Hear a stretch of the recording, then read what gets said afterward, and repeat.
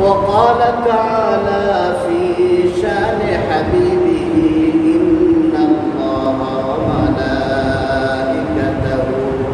يصلون على النبي يا أيها الذين آمنوا صلوا عليه وسلموا تسليما اللهم صل على سيدنا مولانا محمد وعلى آل سيدنا مولانا محمد اللهم صل على سيدنا مولانا محمد وعلى آل سيدنا مولانا محمد رسول ভালোবাসা রসুল আমার ভালোবাসা রসুল আমার প্রেম বিরহের মূল আলোচনা রসুল আমার কাজে কর্মে অনুপ্রেরণা রসুল আমার ভালোবাসা আল্লাহুম্মা সাল্লি আলা সাইয়্যিদিনা মাওলানা মুহাম্মদ ওয়া আলা আলি সাইয়্যিদিনা মাওলানা মুহাম্মদ বালাগাল উলা বিকামালিহি কাশাফাদ দুজা বিজামালিহি حسنت جميع خصاله صلوا عليه وآله مشرق حب محمد مشرق حب محمد مطلع ديوان ما مطلع خورشید عشق سینائے سوزانے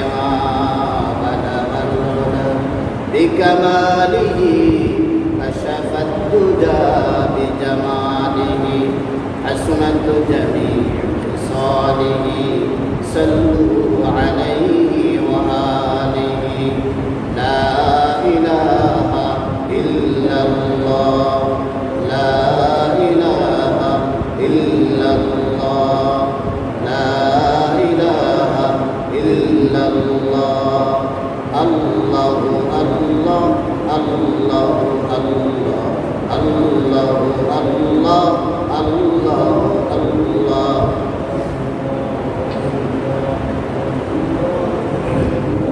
আল্লাহ তোমারে দোরার মাঝে আল্লাহ তোমারে দোরার মাঝে কত জানা অজানা সৃষ্টি আছে কেউ নেই তোমার ওই নাম জানে না তোমার নামে তসবিহ জপে না তোমার নামে তসবিহ জপে না আল্লাহ আল্লাহ আল্লাহ আল্লাহ আল্লাহ আল্লাহ আল্লাহ আল্লাহ আল্লাহ আল্লাহ লা ইলাহা ইল্লাল্লাহ মুহাম্মাদুর রাসূলুল্লাহ।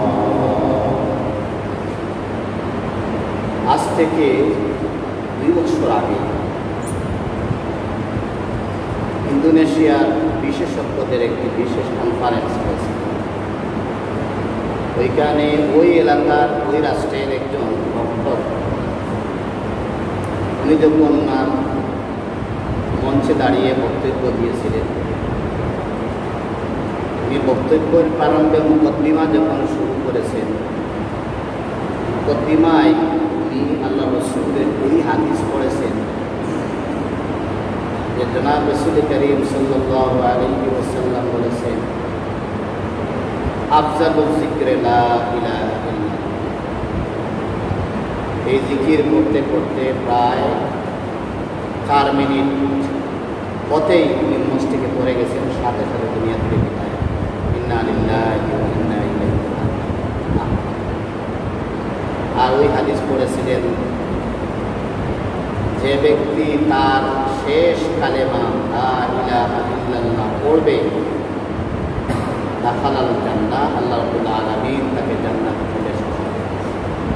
আল্লাহর এই বান্দা, এই আলিম, এই বিশেষজ্ঞ, এই ডাক্তার, এই স্কলার, উনি তার জীবনের রাসূলের শেষ কথা জবানে নিয়ে আল্লাহর জিকিরের মাধ্যমে বিদায় নেন। এটাই হচ্ছে একজন মুমিনের জীবনের আসলেই সার্থকতা, আসলেই সফলতা। আমরা সফলতা কাকে বলি? আমাদের সফলতা হচ্ছে ওনার বাড়িটা অত্যন্ত সুন্দর, চমৎকার। আমাদের এই আকিল ডিঙ্গাবাড়ি ইউনিয়নে ওনার মতো প্ল্যানিং বিল্ডিং কেউ করতে পারে না। যেমন টাকা তেমন ব্রেন। ওনাকেই আমরা বলি বুদ্ধিজীবী, ওনাকেই বলি আমরা বলি সফল। আবার আমরা তাকে সফল বলে গণ্য করি আমাদের এলাকায় যার সবচেয়ে বেশি জমিন আছে। আমরা আবার তাকে বুদ্ধিমান এবং সফল কামি বলে গণ্য করি যার উগার ভরা ধান আছে। তাকে আমরা বুদ্ধিজীবী সফল মনে করি যার ছেলের অভাব। আবার বর্তমানে আমরা তাকে বুদ্ধিজীবী এবং তাকেই সফল মনে করি যার 3 জন ছেলে ইটালি এবং ফ্রান্সে আছে। ঠিক না? অথচ কোরআনে কারীমের পরিভাষায় রাসূল করিম সাল্লাল্লাহু আলাইহি ওয়াসাল্লাম সফলকে, প্রকৃত বুদ্ধিমান কোন মানুষ, সেই ব্যাপারে তো প্রায় 1,500 বছর আগে আমাদের সামনে কথা বলে রেখে গেছে। এক সাহাবী প্রশ্ন করলেন, ইয়া রাসূলুল্লাহ,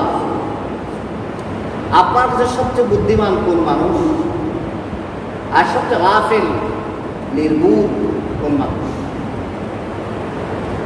আল্লাহ রাসূল বললেন, সবচেয়ে বুদ্ধিমান ওই মানুষ যে মানুষ দুনিয়ার জিন্দেগিতে বেশি বেশি মৌতের কথা স্মরণ করে। সাহাবায়ে কেরাম বললেন, ইয়া রাসূলুল্লাহ, মৌতের কথা তো প্রায় মানুষ স্মরণ করে, আর না হলে জানাজায় গেলেও তো স্মরণ হয়, কিন্তু মানুষ মৌতের কথা স্মরণ করে বটে, মানুষের জিন্দেগিতে আমাদের কোনো পরিবর্তন হয় না। আল্লাহ রাসূল বললেন, হ্যাঁ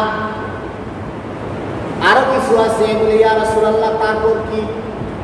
আল্লাহ রাসূল বললেন, শুধু মৃত্যুর কথা স্মরণ করলে হয় না, মুমিন বান্দা ঈমান আনয়নের পর মৃত্যুর কথা স্মরণ করবে, ঈমানের কথা। এটাই হচ্ছে সফলতার দাবি, এটাই হচ্ছে ঈমানের দাবি। কিন্তু সেই দাবির প্রতিফলন ঘটবে যখন মৃত্যুর কথা স্মরণ করার সাথে সাথে মৃত্যুর জন্য প্রস্তুতি গ্রহণ করে। সেই হচ্ছে বুদ্ধিমান। আর আমরা কাকে বুদ্ধিমান বলি? যে আমার চেয়ে ভালো করে ঘর বানাইতে পারে, আমার চেয়ে ভালো করে তার জ্ঞান আছে, টেকনোলজি ব্যাপারে তার উন্নত জ্ঞান আছে, ক্যালকুলেশনের ব্যাপারে আমার চেয়ে অগ্রযাত্রা তার অনেক, আমরা তাকেই বুদ্ধিমান বলি। কিন্তু আমরা বুদ্ধিমান যদি তাকে বলতাম যে মানুষটা সকলের আগে নামাজে আসে। আল্লাহ রাসূল বললেন, বান্দা যখন তার মুনিবের সামনে খাড়া হওয়ার জন্য, মুনিবের সামনে অপরাধের স্বীকারোক্তি দেওয়ার জন্য ঘর থেকে বের হয়ে শুধুমাত্র মসজিদের গেইটে পাড়া দিল, ডান পাও ঢুকায় যখন আল্লাহর রহমতের কামনা করল, সাথে সাথে 2 জন ফেরেশতা আল্লাহ তার শরীরে লাগায় দিলেন। ওই 2 জন ফেরেশতা মাথা থেকে পা পর্যন্ত সমস্ত পাপ রাশি তার রেখে দিলে। আল মুমিন মসজিদে যখন ঢুকবে আর তার ব্যাপারে কোনো সমালোচনা নাই। রাসূল করিম সাল্লাল্লাহু আলাইহি ওয়াসাল্লাম এক জানাজায় বলেছিলেন যে তোমরা তো আমাকে বলতেছো ওর জানাজা পড়ানোর জন্য, আমি কিছু সার্টিফাই করতে হবে, তাসদিক করতে হবে ওর জানাজা যে আমি পড়াবো, আমি নবী। তার কারণে যদি কাল কিয়ামতের ময়দানে কাঠ করে আমাকে দাঁড়াতে হয়, বলতো সে কি কখনো মসজিদে গিয়েছে? একজন সাহাবী হাত তুলে বলেছে, ইয়া রাসূলুল্লাহ, তাকে মসজিদে দেখেছি। রাসূল বলেছেন, তাহলে তো সে মুমিন। কারণ মুমিন ছাড়া মসজিদে কেউ ঢুকতে পারে। সাহাবারা বললেন, ইয়া রাসূলুল্লাহ, বুঝলাম মসজিদে মুমিন ঢোকার সময় মুমিনকে মাসুম বলে গণ্য করা হয়। মুমিন মসজিদে ঢুকলে আর গুনাহগার থাকে না, তার ব্যাপারে বিরোধ করা চলে না, তার ব্যাপারে উত্থান করা চলে না, তাকে মিথ্যাবাদী বলা যায় না। কারণ তার যে আপন কে হতে পারে যে তার প্রিয়তম মানুষের কাছে, প্রিয়তম মাওলার কাছে যাওয়ার জন্য প্রিয়তম ব্যক্তির ঘরের ভিতরে ঢুকে গেল। ইয়া রাসূলুল্লাহ, ওই মানুষটা যখন মসজিদ থেকে বের হবে, আবার কি ওই দুইজন ফেরেশতা তার শরীরে ওই গুনাহের মালা পরায় দেবে? আল্লাহ রাসূল বললেন, না না, ও আমার সাহাবায়ে কেরাম, তোমরা তোমাদের ভাইদের সামনে যখন কোনো অপরাধের জন্য, বাবার সামনে অপরাধের জন্য লজ্জিত হয়ে চুপচাপ হয়ে নাও, কপাল নিচু করো। আমার আল্লাহ এর চেয়েও বেশি উদ্দেশ্যী, বান্দাকে গুনাহ থেকে মুক্তি দেওয়ার পর আমার আল্লাহ আবার বান্দাকে তার গলায় গুনার মালা পরিয়ে দিবেন। এটা তো পশ্চিমকালে হতে পারে না, বরং আমার আল্লাহ ঘোষণা করেন, যা তোকে আমি মাফ করে দিলাম। এই হচ্ছে সকল কাম, যে সবার আগে মসজিদে ঢুকেছে। আজ আমরা সবাই সময় কম, কোনো বিষয়কে নিয়েই সাইড দেওয়া যায় না। এটা একটা সমস্যা। 20 মিনিট 25 মিনিট, যেহেতু 20-25 মিনিট সময়ের ভিতরে একটু মুলাফাস সাবস্টেন্স পাওয়া লাগে, সামারি পাওয়া লাগে। তা না হইলে আজকে যে আলোচনা করলাম এটা রেজাল্ট। আমি তো একটা ঘটনা হইলে তো 1 ঘন্টা শেষ, ঘটনা হইলে হয়তো ঘটনা থেকে 2-1টা শিক্ষা পাই না, কিন্তু সামারি এবং সাবস্টেন্স পাই না। আমি আপনাদের সামনে কোরআনে কারীমের সূরা আন-নূরের 32 এবং 33 নম্বর আয়াত তেলাওয়াত করেছি। সেই আয়াতের আলোকে ইনশাআল্লাহ 20 থেকে 25 মিনিট আলোচনা করব। যদি আপনারা আমার সাথে থাকতেন তো ইনশাআল্লাহ। আপনারা যদি আমার সামনে থেকে আমার বাড়িতে চলে যান, তাও আবার যাওয়া যায়, অসুবিধা নেই। মসজিদে বসে বসে টাকা যদি পাওয়া যায়, মসজিদে বসে বসে যদি ব্যাংকের হিসাব কষা যায়, তাহলে আর অসুবিধা। আমার আবদার থাকবে, আমি যত সময় কথা বলবো, যত সময় আমরা মসজিদে থাকবো, তত সময় আমরা আল্লাহর দিকে মনোনিবেশ করব। আল্লাহ রসুল বলেছেন, ইহসান হচ্ছে, মুমিনের আমলের পদ্ধতি হচ্ছে, মুমিনের সর্বোত্তম শিকড় হচ্ছে, একজন মুমিনের অন্যতম মর্যাদা হচ্ছে, একজন মুমিনের অন্যতম স্টেজ এবং প্লেস হচ্ছে সে তেমন হওয়া, সে যখন কোনো আমল করে তখন সে ধারণা করে যে আমি আমার আল্লাহকে দেখতেছি। বলেন সুবহানাল্লাহ। এটা যদি সম্ভব না হয়, তাহলে মুমিন, তুমি ঈমানওয়ালা, তুমি শুধু মানুষ না, তুমি আশরাফুল মাখলুকাত। তোমার মাঝে মানুষত্ব আছে বলিয়াই তুমি মানুষের মতো মানুষ। কারণ তোমার মতো হাজারো মানুষ আছে যারা আল্লাহর তাওহীদকে বিশ্বাস করে না, আবার আল্লাহকে মালিক হিসাবে বিশ্বাস করলেও পরকাল বলতে বিন্দু মাত্র বিশ্বাস করে না। কিন্তু আল্লাহ আপনাকে আমাকে এমন সহজে ইমানদার মায়ের কুলে, পর্দানসীনা মায়ের কুলে জন্ম দিলেন। মায়ের কুল থেকে আসার পরে আমার কানে তাওহীদের শব্দ এবং ধ্বনি পৌঁছিয়ে গেল। একেবারেই সহজে ইমান পেয়ে গেলাম, যার জন্য ইমানের পিছনে আমাদের মেহনত নেই, সত্য নেই, স্যাক্রিফাইস নেই, কোনো ত্যাগ নেই। আল্লাহ রাসূল বললেন, ওই মানুষটা হচ্ছে সফল কাম, ওই মানুষটা হচ্ছে ইমানের পূর্ণতা লাভকারী মুমিন, যে মানুষটা তার জীবনের পরিপূর্ণ অবস্থা, জীবনের প্রতিটি ধাপ, প্রতিটি সেক্টরে মুসলমানি অবস্থা অতিবাহিত করতে পারে। তবে একটা সেক্টরের ব্যাপারে আমরা মুসলমানের ভিতরে, আমরা রসুলের ভিতরে আছি। আর মনে রাখবেন, কুল্লু রুসুমিন বিদআহ, রসুল যা আছে সব বেদাত। ও কুল্লু বিদআতিন দালালা, প্রত্যেক বেদাত হচ্ছে দালালা। ও কুল্লু দালালাতিন ফিন্নার, আর প্রত্যেক দালালা গুমরাহি হচ্ছে জাহান্নাম। নাউযুবিল্লাহ। আমরা সবাই দেখতেছি মোবাইল, ইউটিউব, ফেসবুক, বিভিন্ন ধরনের মোবাইলের উন্নত প্রোগ্রাম, যেটা আজকে প্রায় পঞ্চম এবং ষষ্ঠের ছাত্রের কাছে আমরা পৌঁছে দিয়েছি তার জীবনের উত্তম পাতেও হিসাবে, ঠিক না? মোবাইল না হলে সে সময় কীভাবে কাটাবে? কিন্তু দুঃখের বিষয়, এই মোবাইলের মাধ্যমে তার মেমোরির যে পারফরমেন্স যেগুলো আছে, টেন্ডেন্সি যেগুলো আছে, সব কিন্তু দূর হয়ে যাচ্ছে। কয়েকদিন পরে আপনার আমার ছেলেদের অবস্থা, মেয়েদের অবস্থা এমন হবে, আপনি এবং আপনার বিবি টেবিলে, ডাইনিং টেবিলে খাবার প্রস্তুত করে, পাককুটায় খাবার প্রস্তুত করে বারবার গিয়ে ছেলেকে বলবেন, মেয়েকে বলবেন, এই খাইতে আস, খাইতে আস। ছেলে ওইদিকে মোবাইল নিয়ে, মেয়ে ওইদিকে মোবাইল নিয়ে রাগ করে বলবে, মা একটু পরে আসে, দুষ্টামি করেন না আমার সাথে, আমার এই গেমটা শেষ হয়ে যায়। আমি কিন্তু বানানো কোনো কথা বলি না, এই বাস্তব সেটার প্রমাণ আজ আপনার আমার হাতে ধরা পড়েছে। কালকে সিলেট থেকে আসলাম, দেখলাম রাস্তায় আর না হলেও 10 থেকে 12টা ছেলে লেফটি গাড়ি বসে মোবাইল টিপতেছে।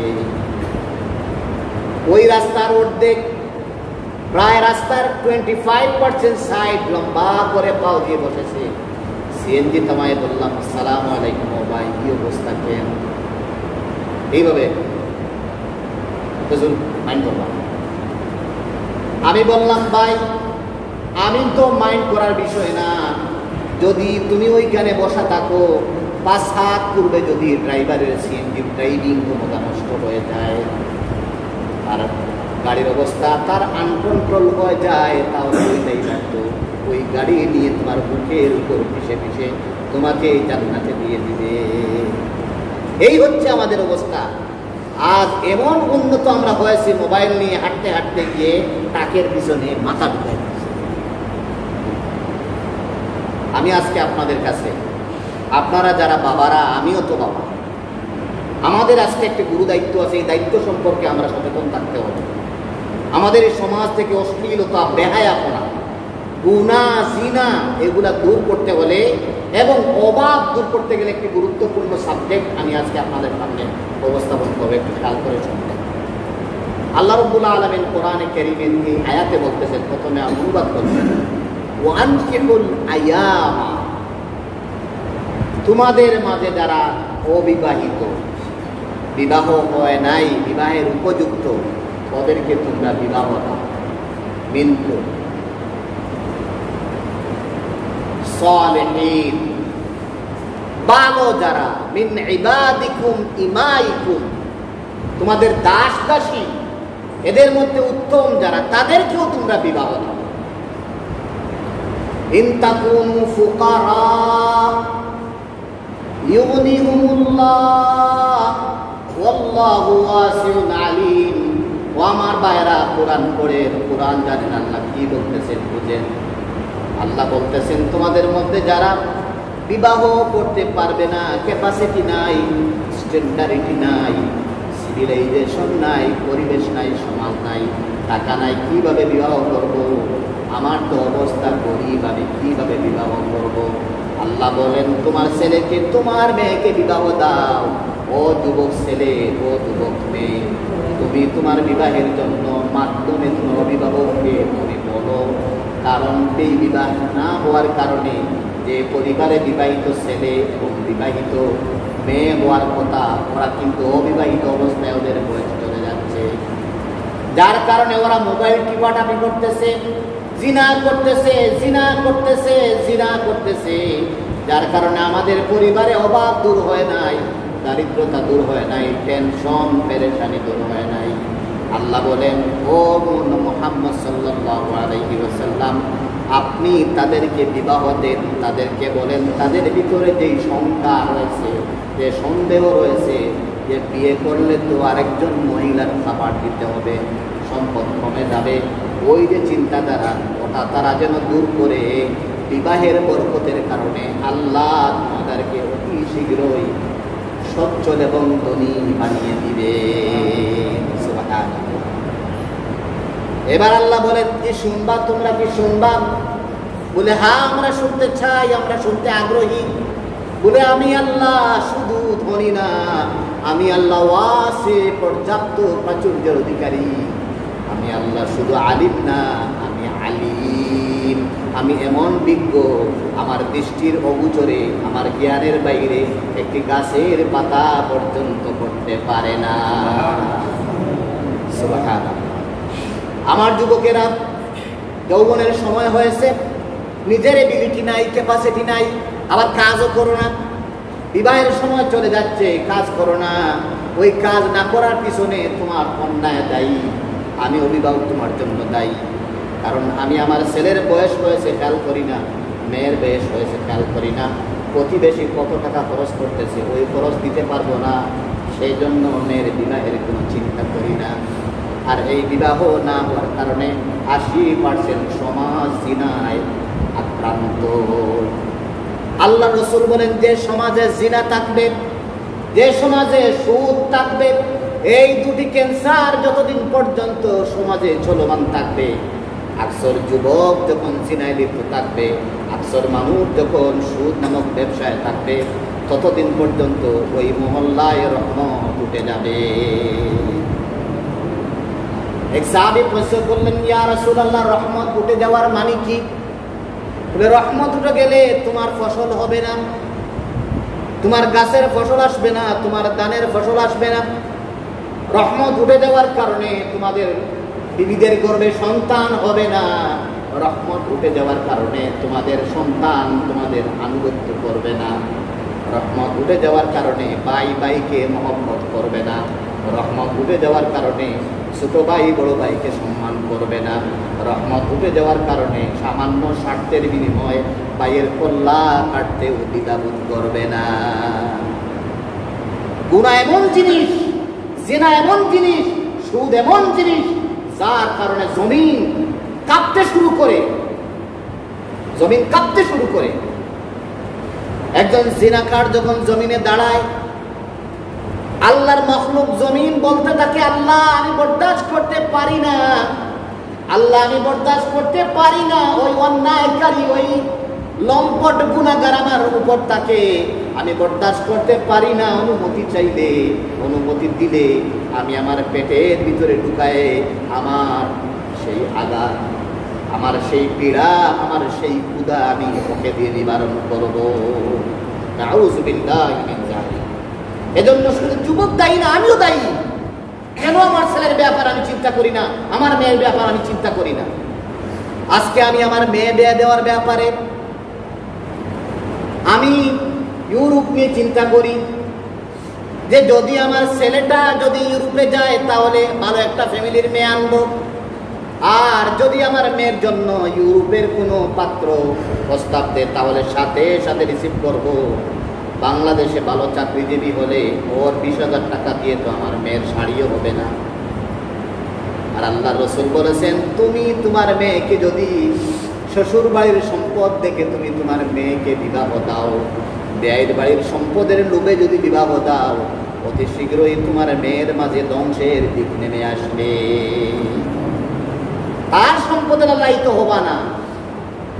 আবার আমার ভাইরা, আমার মেয়ে অত্যন্ত যুবতী, সুন্দরী, আমি খুবই অপেক্ষমান একটি দামান পাবো।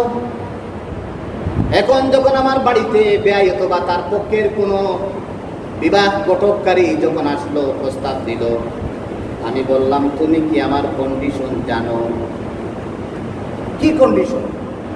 কন্ডিশন হচ্ছে, আমার প্রথম মেয়েকে দিয়েছি 12 লক্ষ টাকা মোহর, 10 তোলা স্বর্ণ।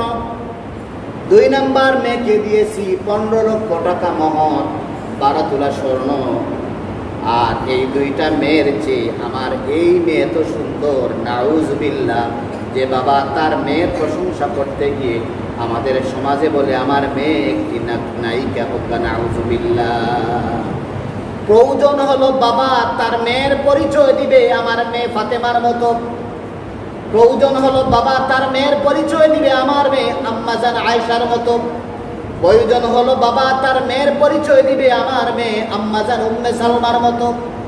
আজ উম্মে সালমার পরিচয় না দিয়ে, হাজেরার পরিচয় না দিয়ে, সারার পরিচয় না দিয়ে, আসিয়ার পরিচয় না দিয়ে নিজের মেয়ের রঙের পরিচয় দিতে গিয়ে বাবা কিন্তু লজ্জা ছেড়ে দিয়ে বলে, আমার মেয়ের ব্যাপারে প্রস্তাব দিতেছ, কন্ডিশন তো বুঝো না।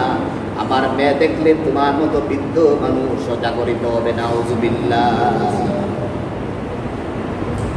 ওই মেয়ে যুবতী বয়স তার 25 থেকে 26 হয়ে গেছে, নাই কি আপনাদের গ্রামে? সব মেয়েকে বিয়ে দেওয়া হয়েছে। অনেকে অনেক কারণে দিতেছে না। আমরা কিন্তু বিবাহের ক্যাটাগরি সব রসুমে নিয়ে গেছি, যার কারণে মেয়েরা দীর্ঘ সময় করে থাকতে হয়েছে। ছেলেরা সময় যাচ্ছে, ওরা কিন্তু ভালো পাত্রী পাইতেছে না। তার একমাত্র কারণ হলো মোহরটা আমরা এমন নির্ধারণ করি এবং আমরা বিয়ের বাড়িতে এমন কিছু দাবি দেওয়া করি যেটা যৌতুক, যেটা ইসলামী শরীয়তে হারাম। হারাম। আজ আপনি আপনার ছেলেকে বিবাহ দিলেন, যে মেয়েটা আপনি আনলেন বা আমি আনলাম, এই মেয়েকে 18 বছর আপনার ব্যয়, ওই মেয়ের পরিবারের মানুষ ছোট থেকে নিয়ে 18 বছর পর্যন্ত ওই মেয়ের পিছনে এত টাকা খরচ করেছে, কিন্তু ওই মেয়ের কাছ থেকে সার্ভিস নিবেন আপনি, আর আপনি আবার ওর কাছ থেকে খুঁজে খুঁজে মাল নিতেছেন। এত বেহায়া, এত কুমির, এত কাঙ্গাল আপনাকে কোন ধর্ম বলে দিয়েছে? আবার আমিও তো এমন, পরের কাছ থেকে 20 লক্ষ টাকা মোহর না নিলে আমার পোষায় না, 10 তোলা স্বর্ণ না নিলে আমার পোষায় না। আর আমি যখন এটা করি তখন ব্যয় বলে, ব্যয় মনে কিচ্ছু নিবেন না, আপনি তো আমাকে কিরাইলেন, কিরানির মতো কিরাইলেন, এবার আমার পক্ষ থেকে কিরানি নেন। কি কিরানি? বলে আমি শুনেছিলাম আপনি বিবাহের আগে মাত্র 200 জন বর দিয়ে খাওয়াবেন, পরের মানুষ দিয়ে খাওয়াবেন। আমি কিন্তু এত টাকা মোর দিলাম, এত স্বর্ণ দিলাম, এত টাকা আমার খরচ। আর আমার ছেলে ফ্রান্স গেল, ফ্রান্স থেকে আইল, আর প্রায় 26 লাখ টাকা খরচ। আপনি আমার ছেলের অ্যাকাউন্টে ফইলা 20 লাখ টাকা দেখলাম। এরপরে আপনি সোনারগাঁও তো নর্মাল সেন্টার হাফিজ কমপ্লেক্স অথবা বর্তমানে আমানুল্লাহ 1000 মানুষ দিয়া যদি খাওয়ায়েন, তাহলে আমার আগরের সপ্তাহের কথাবার্তা ওকে নাই, আমিও নাই। এই কথা শোনার পরে আপনি আর আপনার ব্যয় তর্ক চলেন, এদিকে মেয়ের বয়স 26। কথা একটু খেয়াল করবেন, আমি কিন্তু হাসির খোরাক দেই নাই। আপনি বাবা, আপনি মা, আপনার মেয়েকে বিয়ে দেওয়ার জন্য 5 বছর থেকে প্রস্তাব আসতেছে, আর আপনি দিতেছেন। ওই মেয়ের বয়স 25 হয়ে গেছে। ওই মেয়ে যখন দেখলো এই বিয়ে হতো আর হবে না, আমি এই পরিবারে এইভাবে আমার থাকতেই হবে, আমার তো জীবন নাই, আমার ফিউচার নেই, আমার ভবিষ্যৎ নাই, তাহলে আমি আমার বাবা মার গোচরণে দৃষ্টান্তমূলক শাস্তি তাদেরকে দিয়ে আমি অন্যত্র একটি ব্যবস্থা নিতে হবে। নাউজুবিল্লাহ। বলেন তো, আমি যে ঘটনা বললাম, এই ঘটনা কি আমাদের এলাকায় নাই? আসেনি? আমার কারণে। কার কারণে? আপনাদের কথা বললে তো আপনারা বলবেন, আহা উনি আমাদের মেহমান আর উনি আমাদেরকে গিল্টি বানাচ্ছে, আমার কারণে। এজন্য আমি বলবো, আপনার মেয়ে ঘরে আছে, আপনার মেয়েকে যদি গুনাহ থেকে বাঁচাতে চান, আপনার ছেলেকে যদি গুনাহ থেকে বাঁচাতে চান, ওদের পর্যাপ্ত বয়স হয়ে গেছে, ওদেরকে বিবাহের ব্যবস্থা করুন। আল্লাহ রসুল বলেছেন, তোমার কাছে যদি তোমার মেয়ে বিবাহের উপযুক্ত থাকে, তাহলে তুমি হজে যেতে পারবে না। তোমার প্রথম ফরজ হলো তোমার যুবতী বিবাহের উপযুক্ত মেয়েকে পাত্রস্থ করবে, তারপর তুমি হজে যাবে। দেখেন, হজ ফরজ, বিবাহ দেওয়া কিন্তু ফরজ না। আমরা মেয়েকে বিবাহ দেওয়া এটাকে নফল মনে করি, এটা ফরজ। এই ফরজকে অবজ্ঞা করার কারণে আজকে আমাদের পরিবারে, আমাদের সমাজে, আমাদের গ্রামে, আমাদের মহল্লায়, আমাদের এলাকায়, আমাদের ইউনিয়নে, আমাদের ওয়ার্ডে কত ধরনের জঘন্য ঘটনা ঘটতেছে, যার কারণে 1 বছর যাবত বাবা সমাজে মাথা উঁচু করে তাকাতে পারতেছে না, মা কোনো জায়গা যাইতে পারতেছে না। যে মেয়ের কারণে, যে ছেলের কারণে এত সম্মান পেল, সামান্য একটু দুর্ঘটনার কারণে এই ঘটনা ঘটলো, এটা আমার কারণে, এটা আমার কারণে। এজন্য রসুল বলেছেন, তোমার মেয়ে উপযুক্ত হলে যদি দিনদার কোনো পাত্রের প্রস্তাব আসে, বিবাহের ব্যবস্থা করো। আল্লাহ রসুল কি বলেছেন যে টাকাওয়ালা কোনো দামান্দ আসলে তুমি বিবাহের ব্যবস্থা করো? আল্লাহ রসুল কি বলেছেন? দিনদার পাত্রের প্রস্তাব আসলে তুমি দিনদারিকে অগ্রাধিকার দিয়ে তার ব্যবস্থা করো। তাহলে আমরা কোরআনের এই আয়াত থেকে বুঝতে পারলাম, আমার পরিবারে যুবতী বিবাহের উপযুক্ত ছেলে থাকলে, আমার পরিবারে যুবতী সুরসী সুন্দরী মুত্তাকি পরহেজগার দিনদার নামাজি মেয়ে যদি উপযুক্ত থাকে, তাহলে প্রথম কাজ হচ্ছে আমার প্রত্যেক আমল আল্লাহর দরবারে গ্রহণযোগ্য করাতে হলে মেয়েকে বিবাহের ব্যবস্থা নিতে হবে, ছেলেকে বিবাহের ব্যবস্থা নিতে হবে। তা না হলে সমাজের ভিতরে ফতনা ফিতনা যেভাবে ছড়াচ্ছে, এক সময় এমন হবে আপনার সামনে ইউরোপ যেভাবে বাবার সামনে মায়ের সামনে ছেলে তার গার্লফ্রেন্ড নিয়ে বসে যাচ্ছে, মেয়ে তার ছেলে ফ্রেন্ড নিয়ে বসে যাচ্ছে, বাবা কথা বলার শক্তি নেই, মা কথা বলার শক্তি নাই। এই বেহায়ার ভিতরে যদি আপনার মেয়ের ঘর থেকে সন্তান নেয়, তাহলে তো আব্দুল কাদের জিলানী হবে, ঠিক না? আপনার মেয়ে যদি বেপর্দা হয়, আপনার ছেলে যদি বেপর্দা হয়, বেহায়া হয়, জেনে রাখবেন ওই মেয়ের গর্ভ থেকে কখনো শাহজালাল আসবে না, কখনো আশরাফ আলী থানভী আসবে না। ওই মেয়ের ঘর থেকে মমতাজের মতো সুন্দর সুন্দর লুচ্চি মার্কা মহিলা আসবে। নাউজুবিল্লাহ। রাগ করেননি আপনারা, রাগ করবেন। আমি বলতেছি আমার ঘরে যে মেয়ে আছে তাকে বিবাহ দেই। এবার আসেন, প্রথমে আমি আমার ছেলেকে বিবাহ দিব। আপনারা যারা ছেলেকে বিবাহ দিচ্ছেন না, মান অভিমান করতেছেন যে ছেলেকে বিবাহ দিব, কনা বেটি আসবে, পরে খানি দিতে হবে, নাতি হবে নাতিরে খানি দিতে হবে, নাতনি হবে নাতিনরে খানি দিতে হবে, নাতনি বিয়া দিতে হবে, এই কি ঝামেলা নাই। আল্লাহ বলতেছেন ইন তাকুনু ফুকারা, অভাবের ভয় করো, দারিদ্রতার ভয় করো, রিজেকের সংকীর্ণতার ভয় করো, পেরেশানির ভয় করো, টেনশনের ভয় করো, কোনো ভয় করো না। ইউগনিহুমুল্লাহ, আমি আল্লাহ তোমাকে ধনী করব, আমি আল্লাহ তোমাকে বরকত দেব। তুমি জেনে রাখবে তোমার ঘরে তোমার ছেলে বিবাহিত থাকার কারণে, এই ছেলেকে বিবাহ না দেওয়ার কারণে, ওই ছেলেকে মুত্তাকি পরহেজগার বরকতওয়ালা নামাজি পাত্রী না আনার কারণে যে গুনাহ চলতেছে, তার একটি পার্সেন্টেজ আপনার আমলনামায় আমি আব্বা আম্মা দায়ী, আমাদের আমলনামায় এড হইতেছে। কাল কিয়ামতের দিন আপনি বলবেন, আমি বলবো আল্লাহ তাআলা ওই অপরাধ তো আমার না, কার অপরাধ আমার আমলনামায় লিখে দিলেন? আল্লাহ বলবেন তুমি কেন বলো? তোমার ছেলে কি বিবাহিত ছিল বলে বিবাহের উপযুক্ত ছিল, তোমার মেয়ে কি উপযুক্ত ছিল বলে হ্যাঁ উপযুক্ত ছিল বলে, তাহলে টাইম এত লং টাইম না রেখে তুমি তোমার মেয়েকে কেন সময় মতো বিবাহ দিলে না, ছেলেকে বিবাহ দিলে না? যার কারণে ইউটিউব দেখে যত নগ্ন ছবি দেখে যত ধরনের অপরাধ করেছে, যত ধরনের পরকীয়া করেছে, যত ধরনের জিনা করেছে, তার অপরাধ তোমার আমলনামায় চলে আসছে। তোমাকে বলা হবে আমার নবী কি তোমাকে জানায় দেন নাই? বলে হ্যাঁ জানায় দিয়েছেন। কি জানায় দিয়েছেন? আল্লাহর নবী বলে দিয়েছেন কুল্লুকুম রাইন ওয়া কুল্লুকুম মাসউলুন আন রাইয়াতিহি, আমরা প্রত্যেকেই রাখাল, দায়িত্বশীল, আমাদের পরিবারের ব্যাপারে, ছেলের ব্যাপারে, মেয়ের ব্যাপারে। আল কিয়ামতের দিন ছেলের গুনাহের ব্যাপারে, মেয়ের গুনাহের ব্যাপারে আমাকে জিজ্ঞাসা জবাব দিতে হবে। এজন্য প্রথমে আসেন, আমি আমার ছেলের জন্য কেমন মেয়ে দেখতে হবে। ছেলের জন্য মাত্র 5 মিনিটের ভিতরে বলবো ইনশাআল্লাহ। ছেলের জন্য প্রথম আসেন, আল্লাহ রাসূল বলেছেন তুনকাহুল মারআতু বিআরবাইন, তুমি তোমার ছেলের জন্য 4টি গুণে গুণান্বিত মেয়েকে তুমি বিবাহের ব্যবস্থা করো, নির্বাচন করো। প্রথম হচ্ছে লে মালিহা, কিছু মালও দেখো,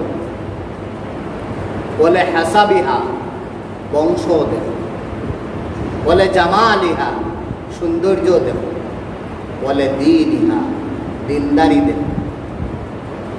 আল্লাহ রসুল এই 4টি কথা বলে শেষ করেন নাই।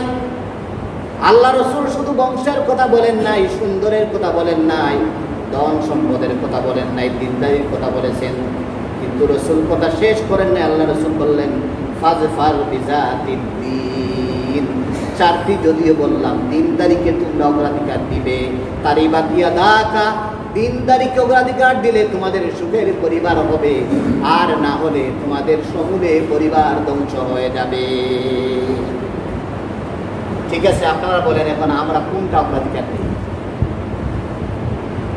আমরা অগ্রাধিকার এমন দেই, ছেলের পাত্রীর জন্য আমরা 10 কোটি ফিতা নিয়ে পকেটে নিয়ে যাই, না করেন? মেয়ে দেখার জন্য ফিতা নিয়ে যাই, যাতে আমার ছেলে হচ্ছে 5 ফুট 6 ইঞ্চি, যাতে মেয়েটা কোনো ক্রমে 5 ফুট 7 ইঞ্চি হয়। আর আল্লাহ রসুল বলেছেন, তোমার ছেলের যেই গুণ আছে এর চেয়ে কম গুণে গুণান্বিত তাকওয়া ছাড়া অন্যান্য গুণ কম আনবে, তখন লাভ হবে। ছেলের সামনে ওই কোণে ওই পুত্রবধূ আঙ্গুল ছাড়া এ কথা বলবে না। আজকে প্রায় ফ্যামিলি নষ্ট হচ্ছে ওর বাপের বাড়ির দৌরাত্ম। আপনি আমাকে 300 টাকার শাড়ি আনলেন, আবার বলতেছেন এত টাকা।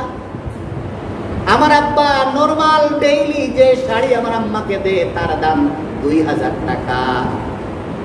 আরে বাবা, আমার তো ঘর বিটা বেচা লাগবো, আগে জানলে তো বিয়ার আগে তালা দেওয়া যায়। এই ঘটনা ঘটেন না।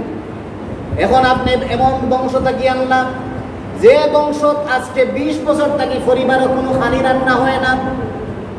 গুলশানে বাড়ি দাঁড়ায় থাকেন তাদের ফ্যামিলি, কিংস ফ্যামিলি, ওদের খানি রান্না বান্না সব উন্নত 5 স্টার হোটেল থেকে আসে।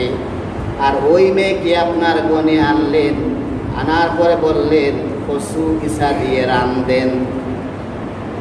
ও কসু যখন হাত দিবে চুলকানি শুরু হইবে, ফোন 4-5টা খানো দেওয়া হইল, আব্বা আপনি আমারে এমন কোন জায়গা দিলাম, আই গো আমি তোমারে বিয়া দিছি না, তোমার ফোনের যন্ত্রণায় ঘুমাইতাম পারছি না। আর তুমি কইছো আব্বা যদি এই ফুয়া লোকে আমার বিয়া না দেও তাহলে 4 তালা থাকি গামছা গলাত বান্ধিয়া তোমার ইজ্জত কলঙ্কিত করব। বলো না ওর বোকা বলেন মানুষ বড় মানুষ মাত্রা বানাইয়া বই, একটা ঘটনা আমি বানাইয়া বই না, সব আছে। এর কারণে আমি সব দেখলাম না, সংক্ষেপে কইলিয়া।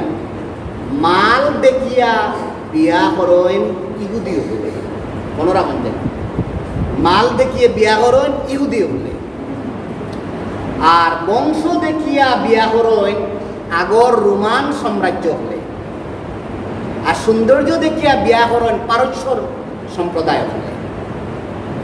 আর 4 নম্বর যেটা, এটা দেখিয়া বিয়া করেন আমার নবী, আপনার নবী, আখের নবী, নবীদের নবী, সাইয়্যিদুস সাকালাইন, সাইয়্যিদুল আজামাইন, সাইয়্যিদুল আম্বিয়া, সাইয়্যিদুল মুরসালিন জনাবে মুহাম্মদুর রাসূলুল্লাহ সাল্লাল্লাহু আলাইহি ওয়াসাল্লামের উম্মতে। তাহলে আমরা জানলাম, আমরা দিনদারি দেখালাম। এবলা আমরা গিয়া প্রথমে কইনা বেটির ইন্টারভিউ লই, তুমি বলো তো তোমার নাম কি, ইংরেজিতে কই, তুমি ইংরেজিতে ইনওয়ার্ড উচ্চারণ করবা 3,95,850 টাকা মাত্র। এগুর তো শরবত 6 লিটার খাইলেও মাথা জায়গাতে একটা জায়গা তো গিয়া কইনা বেটি ইন্টারভিউ লই না, যে যায় হেও আমার এখন একটা মূর্খ, আমিও মূর্খ, হাউগো মূর্খ, হে গিয়া ইন্টারভিউ লই ইংরেজি। কিন্তু একটা দিন আমি শুনলাম না, আমার জানা নাই যে কোনো পাত্র গিয়া ইন্টারভিউ লইছে না, যে দেখি তোমার সুন্দর রহমান করিয়া আছেন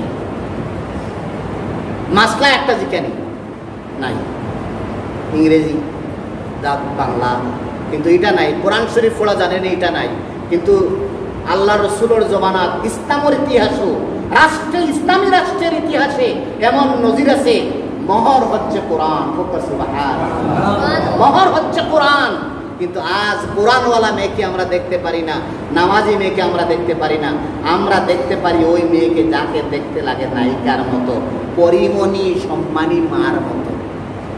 পরিমণি লেখান বাংলাদেশও এত অলি আর কেউ নাই। পরিমণি বলিলেন হোকা নাউজুবিল্লাহ।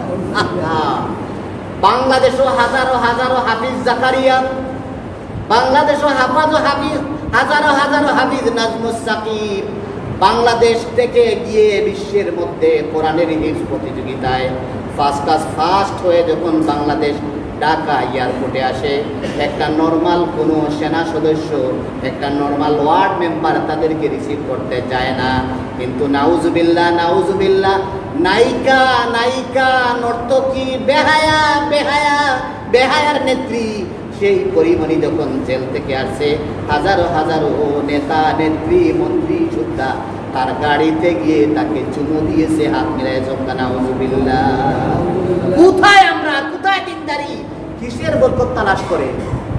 দিনদার মহিলা নাই, ফজরের নামাজ নাই, কোরআন তিলাওয়াত নাই, বরকত তালাশ করেন। আবার দোয়া করেন, আল্লাহ আমার ছেলে তো বিয়া দিয়েছি, আল্লাহ ওই ঘরে হাফিজ আব্দুল আজিজ দিও, আল্লাহ ওই ঘরে কারি সাহেব একজন দিও, আয় আল্লাহ ওই ঘরে শাহজালাল মুজাররদে ইয়ামানি দিও। ফজর নামাজও নাই, আবার শাহজালাল মুজাররদে ইয়ামানি সম্ভব নেই। এর কারণে দয়া করি আপনারা মালর খাসা লইবা না। সুন্দর আমি কই আর ও কারণে সুন্দর এটা একটা অন্তরের পূজা, অন্তরে চায় একটু সুন্দর হইতো, সুন্দর দেখবা, কিন্তু আসল সুন্দর দিনদারি দেখবা।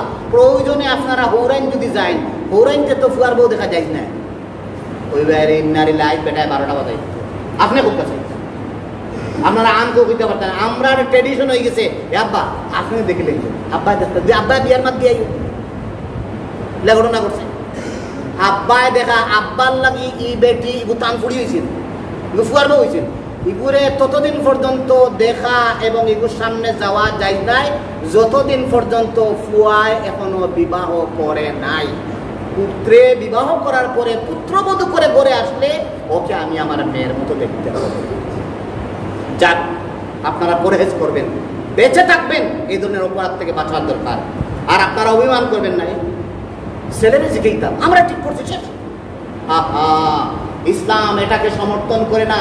ইসলাম বলেছে আপনার ছেলেই মূল, সে হচ্ছে মূল ক্যান্ডিডেট, তার সংসার, তার দাম্পত্য জীবন সে দেখবে, এটাই পিওর, এটাই 100, এটাই ইসলামী হুকুমত, এটাই ইসলামী তরিকা, এটাই ইসলামী রুলস, এটাই ইসলামী নিজাম।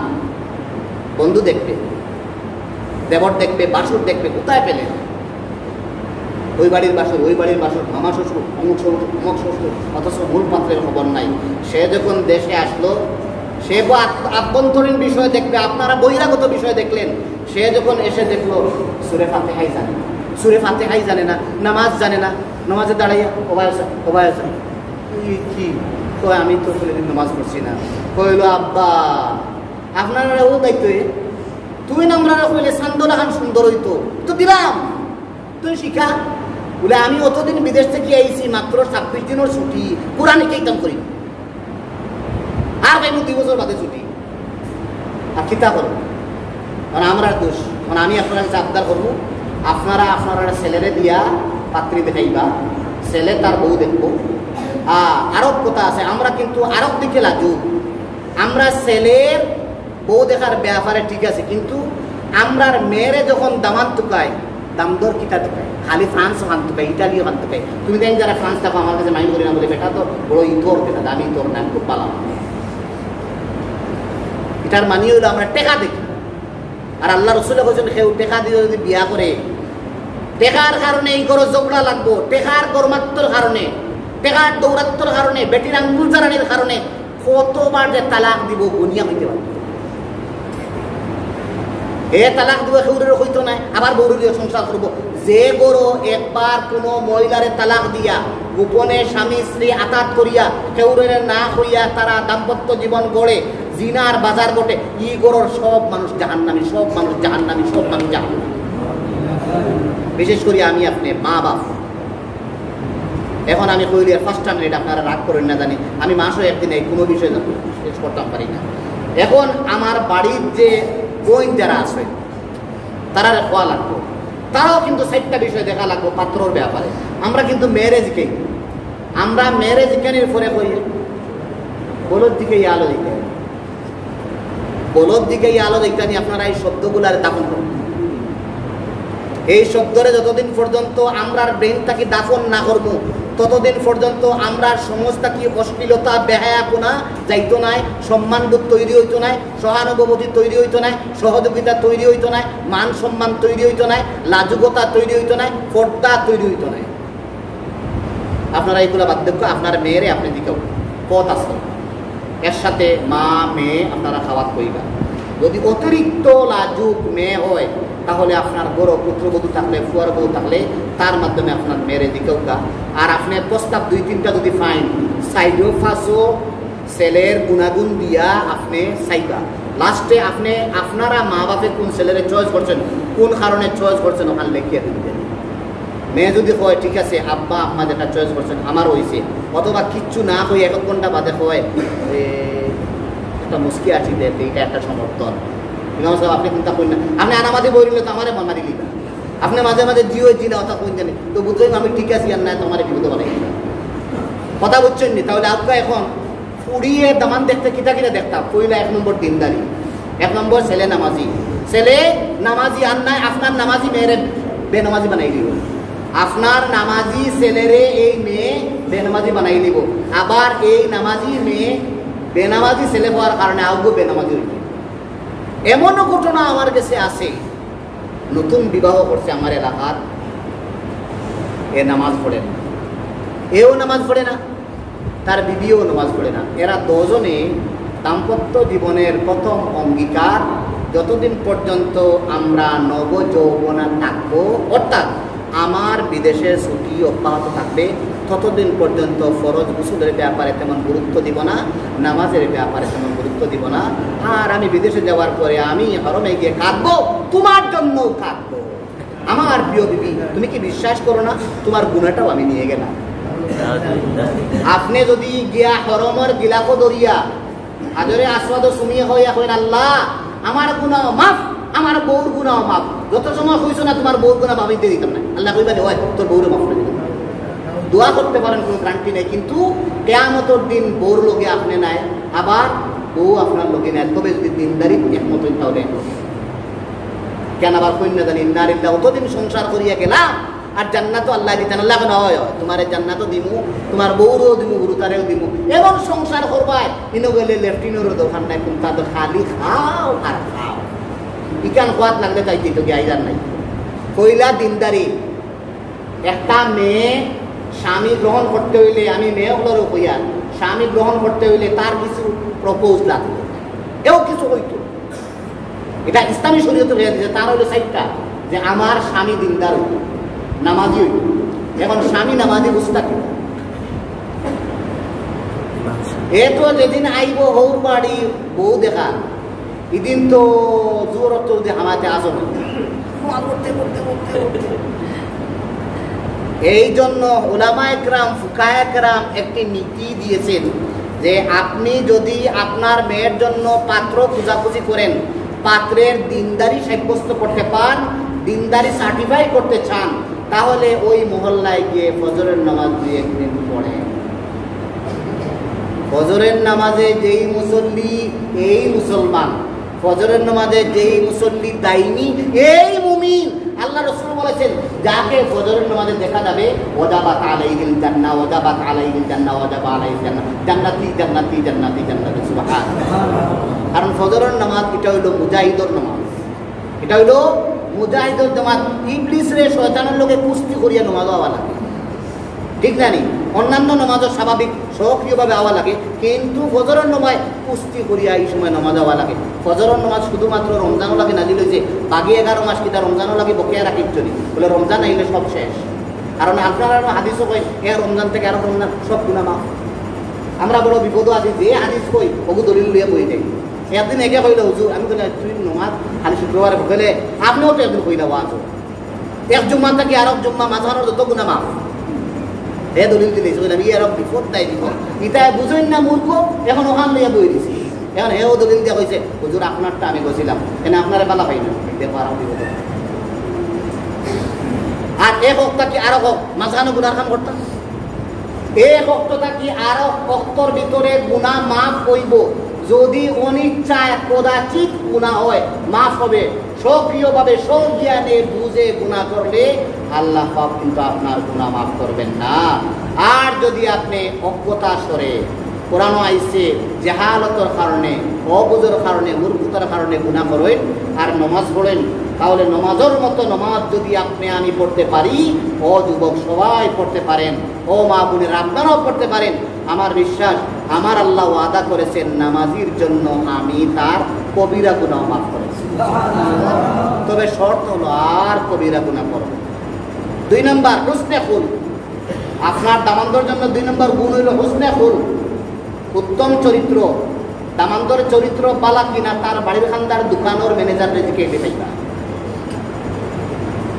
দামান্দর চরিত্র বালা কিনা তার বাড়ির পাশের মুদির দোকানদার, ফার্মাসিস্ট, যে কোনো ধরনের দোকানদারে জিকাইলে যে অমুকর ফুয়া স্বপন, এগুলা তো স্বপন তপন কুড়িন্তর নাম লেগুনা সিএনজি বাস হইতো। এখন আর আব্দুর রহমান কইলে ইটা তো আশা করি ইন্নার ইটা বহুত আরে গেছে কি কিতা কইনা সাহেব। এখন আপনি দোকানদারে জিকাইলে কিছু পাইবা না। দোকানদারে যদি কয় আপনি তো দিনদার মানুষ আর আল্লাহওয়ালা মানুষ, আপনার চেহারার মাঝে নূর লাগে, আর আমি তো আমার গাঁর ফুয়া, আপনার করিনি বাল্লা করে আপনার করিনি বলে জিও দেখু মদ ও ফজরত তো আমি দৌড়াইয়া দিছি, রাস্তাত মদ খাইয়া লেঙ্কা হইয়া টালিয়া করে দিছি। কেন জানতা কিনা চরিত্র দেখিয়া আপনি টেকা না, লম্বা না, সুন্দর না চরিত্র। 3 নাম্বার মুয়াসার, আমার কথা না, সব ওলামায়ে কেরামের কথা। এই কথাগুলা কইছেন ফাতহুল বারির লেখক আল্লামা ইবনে হাজার আসকালানী রাহিমাহুল্লাহ। 3 নম্বরে কইছেন মুয়াসার, ন্যারো মাইন্ড নাই, রিচ মাইন্ড, মন বালা, ফ্রেশ মন, উদার মন, দামান যদি হয় টেকা লাগতো না, কথা দিয়া বহুত সমাধান দিব। আর আমালাখান যদি কিপটাও, আমালাখান কিপটাও হইলে তো 12টা বাজাইব আলি জ্বালা বাজাইব। আমার কথা বুঝছেন? আমি কিন্তু আপনারা লাগে একটা কথা কই না, খালি আমার কথা। এরা একটা কারণ আছে, যাক এটা বলবো না। 4 নম্বর, 3টা শেষ না নি।